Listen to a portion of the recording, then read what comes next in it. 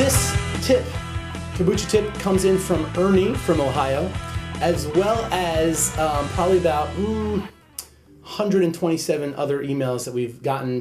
We've sent out emails and in our newsletter addressed it, but I thought I'd just do a video to answer your questions. It's also appropriate because I was away this summer. What to do when you go away? How do you store your kombucha culture?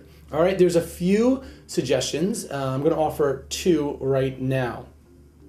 You know, cultures are very resilient, so as long as you give them a proper food source, they should survive and thrive for quite some time. So the simple way is, if you're already brewing your kombucha culture, right, simply before you go away on vacation, make sure you give it some fresh tea.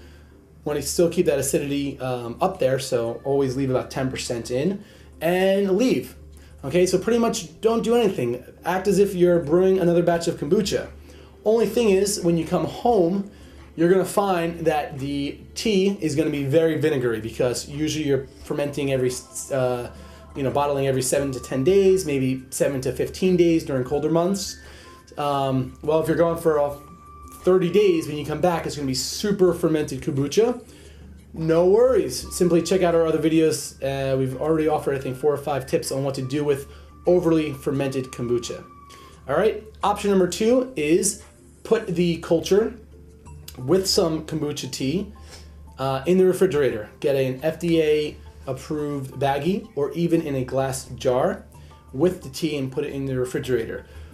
What's going to happen is, well, you know, in winter months anyway, kombucha gets slowed down. That process of fermentation slows down. But during warmer months, it speeds up and gets really fast, right? You begin fermenting very quickly. So during winter months, it might take 15 days. During summer months, it might take 7 days. Well, when you put it in the refrigerator, it really slows down that process. And the culture should last, again, for a very long time. You know, I would say 30 days to 60 days. The only thing to keep in mind and be mindful of is when you begin rebrewing and re-fermenting, you want to make sure that both your tea source and your culture source is at the same room temperature. So I know everyone out there is mindful to cool down their sweet tea to bring it down from really hot when you prepare it to room temperature. Well, the same applies, just only in the opposite direction. You want to take that culture that's in your refrigerator that was very slow down, right, dormant if you will, to a room temperature as well. The easiest thing to do is put that culture in a jar, cover it with your starter tea, and let that rest for the day or all throughout the night while your tea is beginning to cool off. In the morning when you wake up after having an amazing dream, I'm sure, both the culture and your sweet tea will be at room temperature, ready to begin brewing again.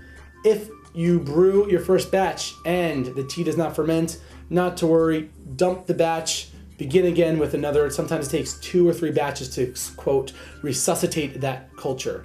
You also could call up a friend, see if they have extra cultures, or obtain another culture at GetKombucha.com. Hope that helps. Keep enjoying our site.